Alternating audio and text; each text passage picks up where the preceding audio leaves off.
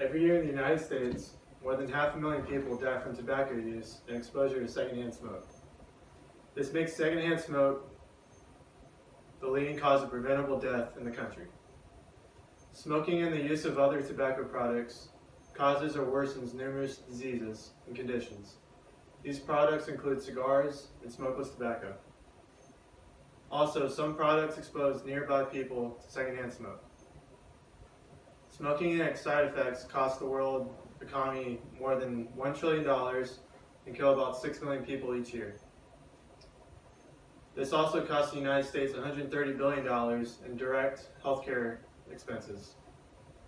This averages to around $7,000 per adult. Current smoking has declined from 20.9% in 2005 to 14% in 2017. 9.3% of high school students and 2.3% of middle school students are also current cigarette users. I will explain to you the history of tobacco, major health risks of smoking, and why it is important to quit smoking. Tobacco was first discovered by the natives of Mesoamerica and South America. Indians used tobacco for sacred ceremonies, carrying one's thoughts and prayers to the spirits. Tobacco in early days of utilization was already used by them. Following the arrival of Europeans, tobacco became one of the primary products fueling colonization. Also, becoming the driving factor in their incorporation of African slave labor. In 1571, a Spanish doctor named Nicolas Menardez wrote a book about the history of medicinal plants of the New World. In his book, he claimed that tobacco could cure 36 health problems.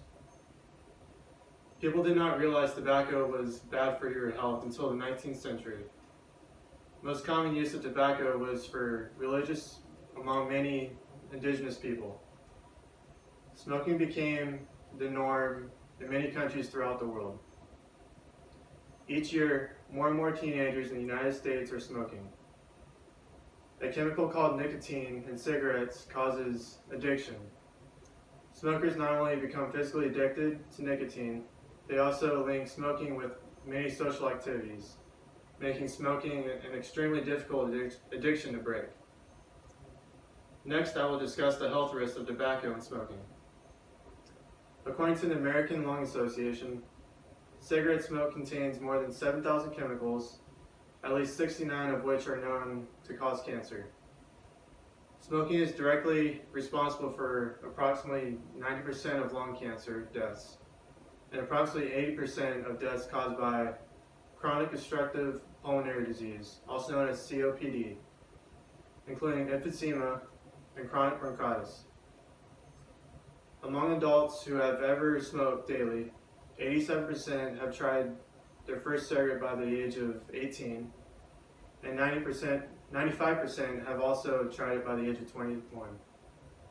Between 1964 and 2014, 2.5 million people died from exposure to secondhand smoke, according to a report from the U.S. Surgeon General. There is no risk-free level of exposure to secondhand smoke, and even the short-term exposure potentially can increase the risk of heart attacks. Secondhand smoke is a serious health hazard, causing more than 41,000 deaths per year. According to a CBS News channel, a new study finds that even kids that live with non-smoking people, if they live in the apartment buildings, they are exposed to tobacco smoke from their neighbors. Researchers are now recommending that owners and landlords make their buildings smoke-free zones. The deadly smoke seeps through walls or common air ducts from smokers' apartments, according to a study published today in Pediatrics. It can also cause sudden death syndrome and cognitive defects in infants. People need to realize how serious the impact of smoking for your health. Last, I would tell you my stance of smoking. We cannot allow our children and loved ones to suffer from health impact from smoke.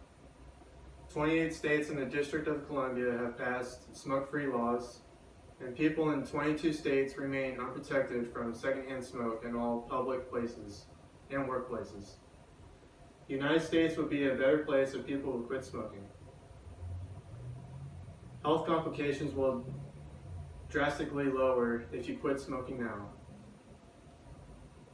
You will avoid asthma, cancer, and tracheotomy. According to the American Lung Association, quitting smoking for good often requires multiple attempts, and using counseling or medication alone can increase the chance of a quit attempt being successful. The contribution of both is even more effective. There are 7 medications approved by the United States Food and Drug Administration to aid in quit smoking. Nicotine patches, nicotine gum, and nicotine lozenges are available over the counter, and a nicotine nasal spray and inhaler are currently available by prescription. If medication makes you uncomfortable, you can talk to a counselor. In 2017, the United States Surgeon General released a report concluding that e-cigarette aerosol is not harmless, and it can contain nicotine and other potentially harmful chemicals. 9 states and the District of Columbia have added e-cigarettes to their smoke-free laws. Some action steps you can take in the community are put up smoking signs around your facilities, educate all the risks of smoking, and join an organization or start an awareness campaign through your school, church, or circle of friends to spread the knowledge. Evidence shows that the risk of cancer in young adults has risen due to smoking.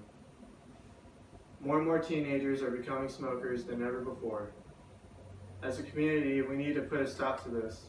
Nicotine and the chemical in cigarettes that causes addiction.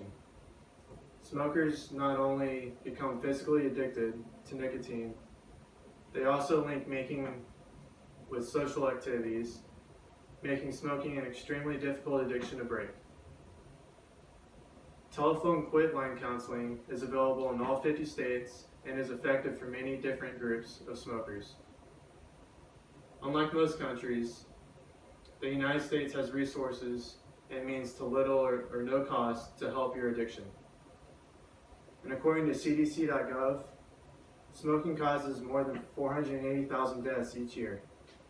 This translates to nearly 1 in 5 deaths. Smoking causes more deaths each year than HIV, illegal drug use, alcohol use, motor vehicle injuries, and firearm incidents combined. The risk of dying from smoking has increased over the last 50 years, and many states strongly consider raising the legal age to 21. I believe raising the age will be beneficial, not just to smokers, but the innocent people nearby. Do not let a doctor visit be the bad news, the reason to stop smoking. Start now before it's too late.